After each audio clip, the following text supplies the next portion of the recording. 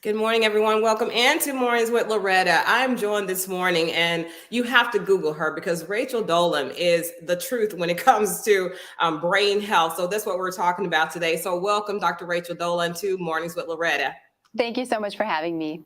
So my first question is, what is the current state of Parkinson's disease and how many people are diagnosed? And the second part of that is, how many people are actually living with it today? A good question, lots of questions. So estimates suggest that about 1 million people in the United States are living with Parkinson's disease. And of course, their families are living with it too. Each year, about 60,000 people are newly diagnosed with Parkinson's disease. The way that we are with Parkinson's right now is that we have very good treatments to ease the symptoms of the disease, but we don't yet have a way to slow the change that happens over time. And research is urgently working on that. Oh, wow. And I do have a lot of questions. I'm just going to apologize now. So, what are the key indicators to look out for some of the symptoms our audience might be surprised to learn about? Because what we have, because there's not a whole lot of public conversations around Parkinson and brain health. So I want us to really identify some of those indicators so we can help people get and point them to more help.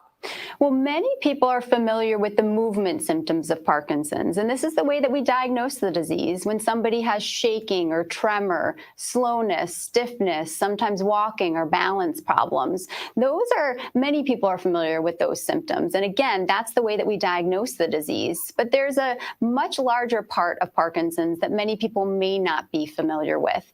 These are things like changes in your sleep or your mood, constipation, even smell loss. In some people, these symptoms can be some of the earliest signs of the disease. Not everybody, but when you notice a change or you see something like this, it's very important to take action, to talk with your doctor, to get involved. You know, when we start talking about symptoms, and especially in this era of COVID and, the loss of smell. So I'm thinking, one, people are misdiagnosing themselves because there is limited information, or people are not going to say, well, I don't have the movement, the shaking, the trembling. I'm just not.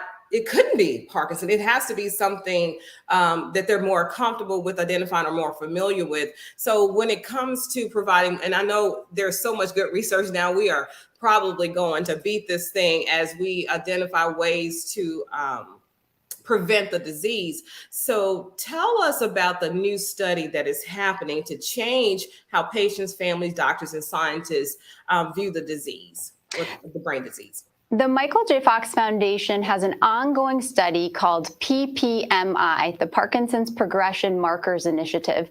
And this study is helping researchers understand more about the disease, more about brain health in general, in order to develop better treatments for the symptoms of disease and ultimately cure and hopefully even prevent the disease from happening. This study is available to anybody age 18 or over, both with or without Parkinson's.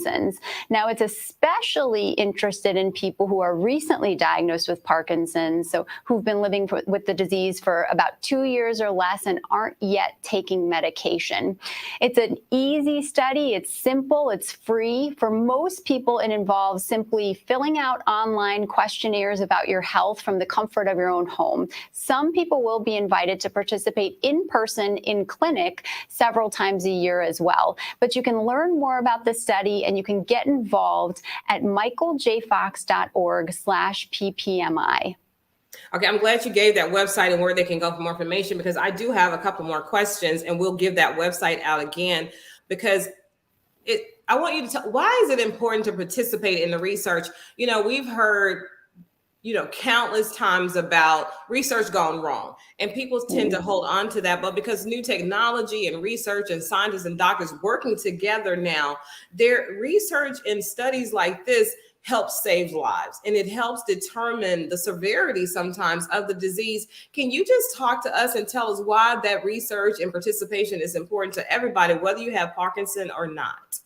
Research is our key to understanding more about diseases like Parkinson's, where we don't yet have all the answers, and to developing better treatments to help people live better with the disease.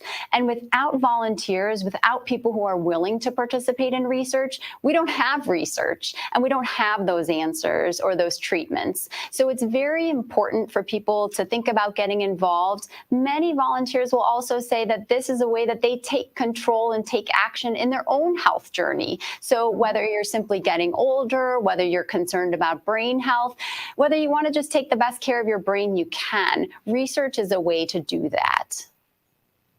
Yeah, so I hope that helps people understand they've done enough research to know that if you participate in the research, you're going to be okay. They're able to manage it better and everything. So one more question before we give the website again. Can you talk about those symptoms again, or those indicators?